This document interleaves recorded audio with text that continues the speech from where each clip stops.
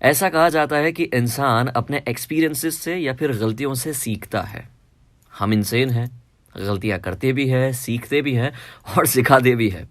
तो बात करते हैं उसकी लॉन्ग डिस्टेंस रिलेशनशिप, जिसमें ये भाई साहब पता नहीं कितनी बार पर रह चुके हैं और सह चुके हैं, मतलब दूरियां सह चुके हैं। तो चलिए बात करते हैं उसकी। Hi, my name is RJ Vashisht and welcome to my YouTube channel. इस वीडियो में मैं बात करूंगा लॉन्ग डिस्टेंस रिलेशनशिप के बारे में, जिसमें ये जो प्यार की नैया है वो डिस्टेंस के बवंडर में जो फंस चुकी है उसको कैसे बचाया जाए। जो जो चीज़ें मैं करना चाहता था अपने रिलेशन में बट कहीं ना कहीं हो नहीं पाई, क्योंकि ताली एक हाथ से नहीं बचती है, तो कहीं ना कहीं वो हो नहीं पाई, वो कैसे आप कर सकते हैं वो बताऊंगा। तो अगर आप उस रिलेशनशिप से गुजर रहे हैं या फिर गुजरना चाहते हैं या फिर जो भी हो, इस वीडियो को एंड तक देखिएगा और एंड में एक सवाल पूछने वाला हूं, उसका जवाब देना मत भूलिएगा, ठीक है।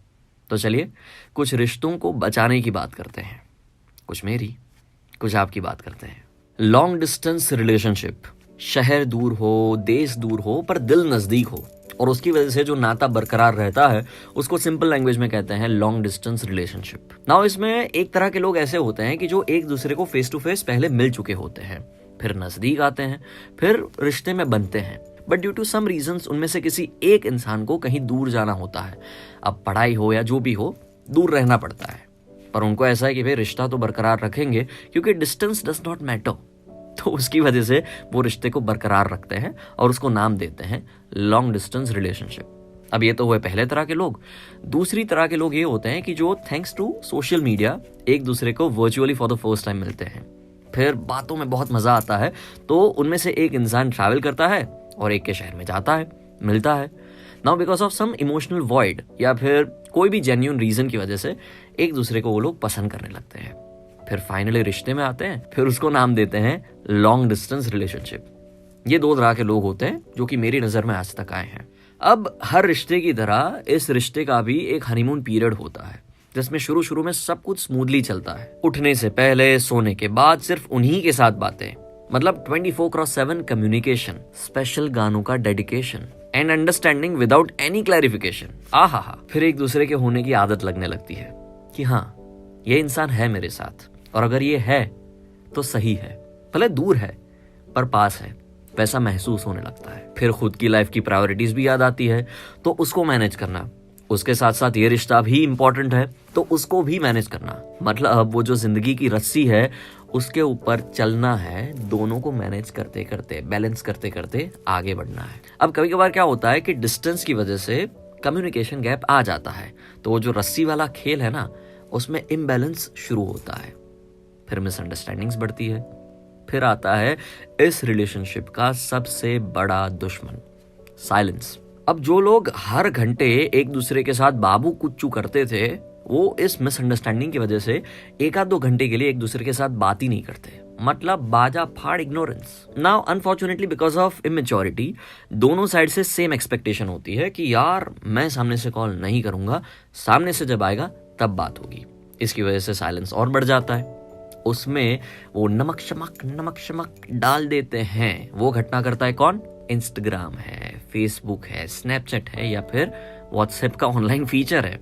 होता क्या है कि वो आपके साथ बात नहीं करते, पर वो किसी और के साथ इंस्टाग्राम पे उनकी पोस्ट लाइक करते हैं या फिर उनके साथ कमेंट में बात करते हैं, तो आपको ऐसा लगता है कि यहाँ पे एक्टिव है, हमारे साथ बात नहीं कर रहा है, जिंदगी की हर अपडेट डाल रहा है इंस्टाग्राम स्टोरीज में, पर हमारी अपडेट ही नहीं देख रहे हैं। या फिर देर रात तक किसी के साथ व्हाट्सएप पे ऑनलाइन है, पर आपके साथ साइलेंस की कबड्डी खेल रहे हैं। मतलब गुस्सा आता है, मतलब इमोशनल डिस्टेंस बढ़ जाता है। यहाँ पे सबसे पहला झगड़ा होता है, the official fight of long distance relationship, जो कि जरूरी है पर उसको बदला जा सकता है। सो ये कुछ 5-6 पॉइंट्स मैं आपको बता रहा हूं, उसको ध्यान से सुनिएगा, शायद आप रिश्ते को बचा सकते हैं, शायद। So the first and the most important की टू सेव और maintain any long distance relationship, communication gap मत आने दो, कभी भी नहीं। आई नो बहुत सारे लोग ऐसा भी कहेंगे कि नहीं यार, थोड़े बहुत गैप्स होने चाहिए या फिर ये जो साइलेंस वाला जो जोन है वो आना चाहिए। अग्रीड, बट उसकी वजह से मिसअंडरस्टैंडिंग इतनी ना बढ़ जाए कि वो आग लगा दे पूरे रिलेशनशिप को। So never let this silence come in your way of relationship, क्योंकि ये कम्युनिकेशन ही तो है जिसने आप दोनों को जोड़ के रखा है। तो बेसिकली बातें होती रहनी चाहिए। क्यों? अरे लफ्ज़ों के मोती पार्ट 8 में कहा था ना कि सुनो, यूं खामोश ना रहा करो, अच्छा नहीं लगता। मोहब्बत की बात ना सही, कोई शिकायत ही कर दो, पर थोड़ी बात कर दो, क्योंकि बात होगी तो बात बनेगी, बिगड़ गई सही पर बनेगी। सो बात चलती रहनी चाहिए। सेकंड एलिमेंट कि जो आपकी लॉन्ग डिस्टेंस रिलेशनशिप में थोड़ी स्पाइस ऐड कर सकती है, दैट इज गिविंग सरप्राइजेस। अगर एक ही देश में हो और मिलना पॉसिबल है तो महीने में 1 या 2 बार मिलना ही चाहिए। आई रिपीट, मिलना ही चाहिए। क्यों? क्योंकि फेस टाइम से लेके फेस टू फेस आना बहुत जरूरी है।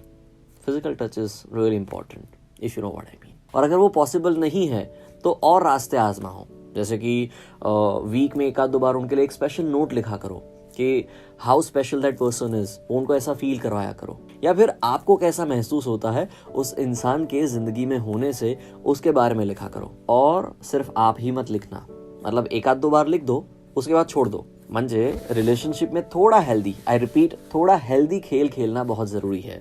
थोड़ा सा डिस्टेंस क्रिएट किया तो उनको भी आपके बारे में सोचने का थोड़ा मौका मिला। मतलब कि सिर्फ आपने ही अगर कॉल किया या फिर आपने ही मैसेजेस किए सामने से, तो सामने वाले को ये आदत पड़ जाएगी और वो कभी भी ऐसा नहीं सोचेंगे कि उनको भी आपको कॉल करना है।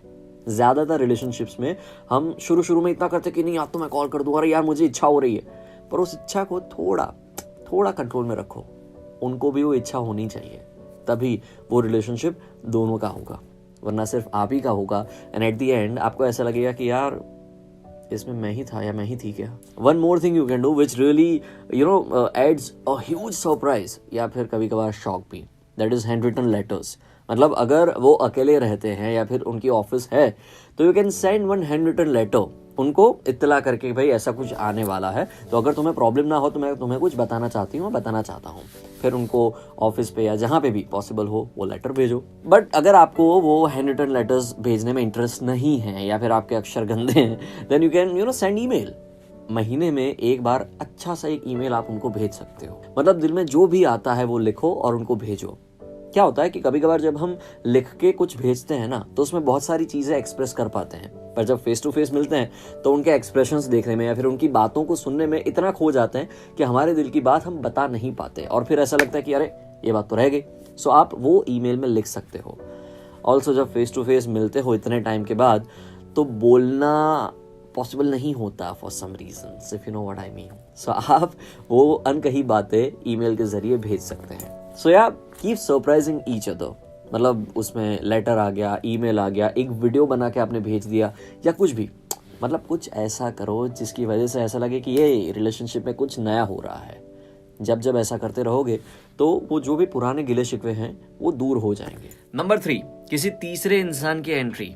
ज्यादातर केसेस में ऑपोजिट जेंडर का BFF वो इस रिलेशनशिप में बहुत नड़ता है बहुत सारे लोगों को, क्योंकि तीसरे रिलेशन को मेंटेन करने की या फिर उसके भी एग्जिस्टेंस की जरूरत है, उसको समझने की मैच्योरिटी दोनों में नहीं होती। तो उसकी बात करते हैं। सी, हर रिलेशन इंपॉर्टेंट है।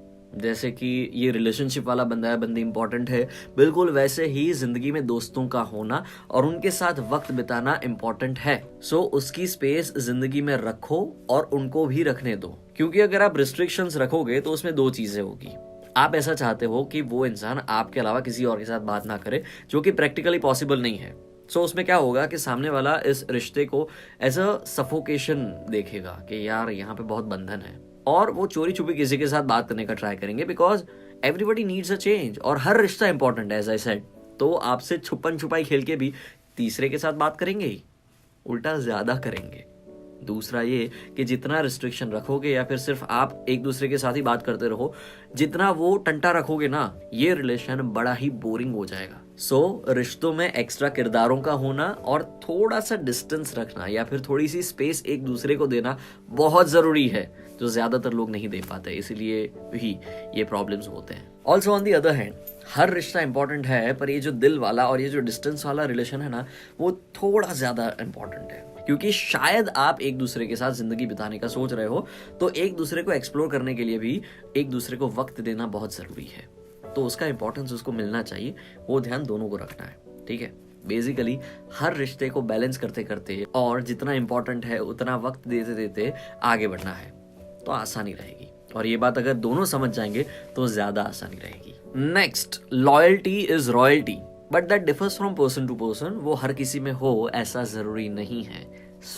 अगर आपको ऐसा लगता है कि आप किसी रिलेशनशिप में लॉयल नहीं रह सकते, म्हणजे लॉन्ग डिस्टेंस की वजह से कभी कभार झगड़े बढ़ जाते हैं, साइलेंसेस आ जाते हैं, और कोई तीसरा आपकी जिंदगी में उस इंसान को रिप्लेस कर दे, वैसे चांसेस बढ़ जाते हैं। या फिर जब फ्रस्ट्रेटेड दिमाग हो और थोड़े फिजिकल बेनिफिट्स मिल जाए, वैसा सीन होने के चांसेस ज्यादा हैं।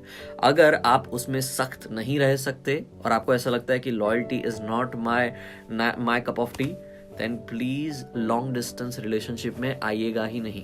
क्योंकि क्या होगा कि आप तो किसी और के साथ उस जगह पे सेट हो जाएंगे, पर जो दूसरा इंसान है, जो दूसरे शहर में आपकी तरफ लॉयल है, उसके लिए बहुत धोखे वाली बात होगी ना।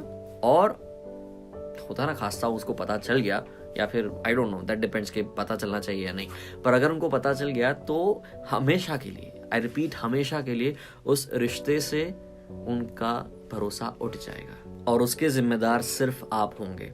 तो अगर आपको ऐसा लगता है कि ये जो बड़ी सी रिस्पॉन्सिबिलिटी है टू स्टे लॉयल, वो आप नहीं निभा सकते, प्लीज इस रिलेशनशिप में ही नहीं आइएगा।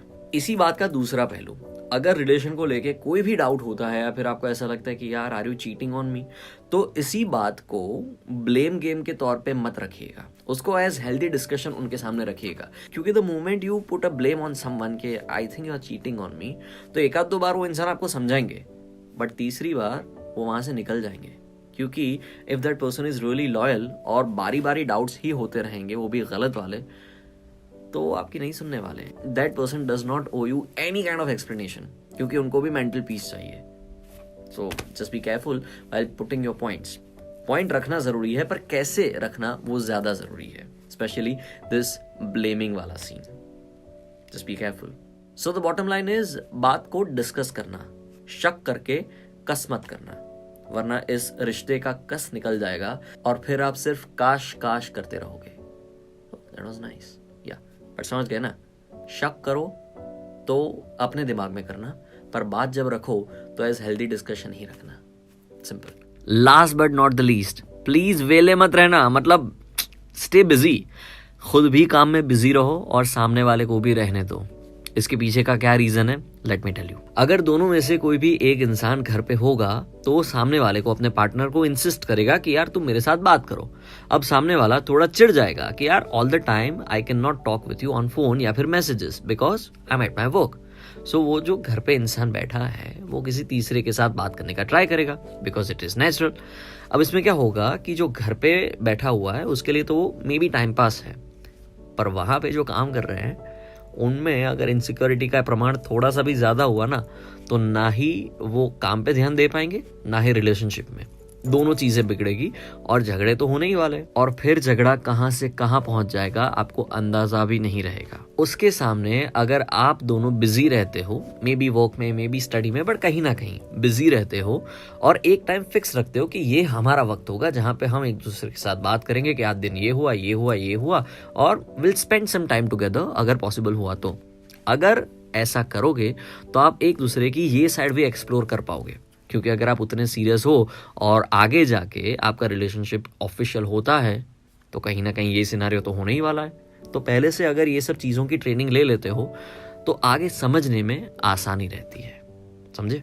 अब आखिर में सवाल ये भी होता है कि इतना ज्ञान होने के बावजूद भी मेरा लॉन्ग डिस्टेंस रिलेशनशिप क्यों नहीं चला, या फिर why I think that I am not meant for long distance relationship, because I am different, my priorities and my needs are different. See, as a person I feel के मेरा जो partner है उसकी अवेलेबिलिटी मेरी जिंदगी में होनी चाहिए, फिर वो फिजिकल हो या फिर मेंटल हो, मतलब वर्चुअल हो। कैसे? अगर हम फेस टू फेस नहीं मिल पाते तो एटलीस्ट मेंटली या फिर इमोशनली उनकी अवेलेबिलिटी होनी चाहिए, स्टेबिलिटी होनी चाहिए।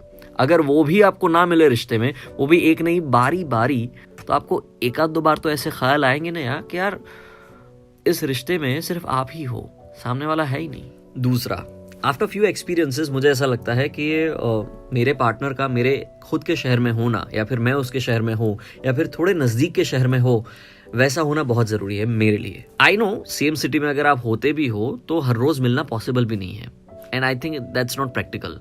वीक में 3-4 बार मिल लिया, बातें कर ली, बात ख़त्म। और अगर कोई भी मिसअंडरस्टैंडिंग है तो फेस टू फेस मिलके उसको सुलझा लिया या एटलीस्ट बात कर ली, पर अगर फेस टू फेस मिलने वाली जो घटनाएं हैं वो 2-3 महीने के बाद होती है और उस डिस्टेंस में उस ड्यूरेशन में भी अगर आपको हैशटैग सुकून नहीं मिलता है, वो घर जैसी फीलिंग नहीं आती है बात करते करते, तो वो रिश्ता तो बेमानी है ना। मतलब डिस्टेंस फिर देश से नहीं दिल से लगने लगता है, तो ये रिश्ता तो बेमानी है ना। और सुल्तान का वो जो गाना है कि कुछ रिश्तों का नमक भी दूरी होता है, ना मिलना भी बहुत जरूरी होता है, उससे मैं कंप्लीटली अग्री करता हूँ। पर अगर सिर्फ ना मिलना ही हो और सिर्फ नमक ही पड़ता रहे तो रिश्ते की वो जो डिश है वो खारी नहीं पड़ जाएगी। तो बेसिकली कहीं पे भी हो, either it is face to face या फिर फेस टाइम, कहीं पे भी घर जैसी फीलिंग आनी चाहिए, सिंपल। इसीलिए आई फील कि अगर ये सब चीजें नहीं मिलती है then I am not meant for long distance relationship, sorry. So before getting into any relationship या फिर लॉन्ग डिस्टेंस रिलेशनशिप, पहले अपने नेचर को, अपनी फिजिकल एंड मेंटल नीड्स को, फिर सामने वाले की नीड्स को, उनके नेचर को, उनकी अवेलेबिलिटी को, इन सब को जानना पहचानना बहुत जरूरी है, ताकि अगर ये आग बबूला समंदर में आप डुबकी मारो तो जल के बाहर ना निकलो। आप पहले से कुछ कवच वच लगा के जाओ तो कोई दिक्कत नहीं है। सो ये सब जानना बहुत जरूरी है। ऑफ कोर्स बहुत सारी बातें हैं कि जो आप रिलेशनशिप में पढ़ते हो उसके बाद ही पता चलती है, जैसे कि एक दूसरे का नेचर है, कंपैटिबिलिटी है, कौन सी चॉइसेस है, कौन सी अच्छी है, कौन सी बुरी है, ये सभी बातें एक दूसरे के कांटेक्ट में आने के बाद ही पता चलती है। I agree. पर क्या है कि थोड़ी क्लैरिटी हो या फिर थोड़ा सीखा हुआ हो ना, तो गलतियां होने के या फिर रिश्ते टूटने के चांसेस थोड़े घट जाते हैं। आई एम नॉट सेइंग कि गलतियां नहीं होगी ही, और शायद रिश्ते टूटेंगे भी, पर चांसेस घट जाएंगे। सो या जस्ट बी केयरफुल किसी को दूर का रिश्तेदार बनाने से पहले, क्योंकि आपके लिए ये सिर्फ लॉन्ग डिस्टेंस रिलेशनशिप नहीं है, इसको लॉन्ग लास्टिंग रिलेशनशिप भी रखना है। सो just be careful, simple. Alright, that's it from my side. ये 2018 का मोस्ट रिक्वेस्टेड वीडियो था। I hope this made sense. अगर हाँ, देन इस वीडियो को लाइक करना और इसको शेयर करना मत भूलना। उसके साथ साथ अगर आपको ऐसा लगता है कि इसमें ये पॉइंट्स भी ऐड हो सकते थे, या फिर अगर आपकी भी कोई कहानी है कि जिसमें आपने लॉन्ग डिस्टेंस रिलेशनशिप को मेंटेन किया, या फिर कहीं ना कहीं आपकी नॉट सो सक्सेसफुल स्टोरी रही है, तो वो भी आप शेयर कर सकते हैं कि उसमें से कौन से लर्निंग पॉइंट थे। मे बी आपकी कोई स्टोरी से कोई और या मे बी मैं सीख सकता हूँ। So comment box is all yours. जो भी आप कहना चाहे कह सकते हैं। I am always ready to have a fruitful conversation, right. तो चलिए इसी बात के साथ मैं चलता अपनी गली। I will see you very soon in the next video. तब तक आप अपना ख्याल रखिए, कीप मुस्कुराना। Bye bye.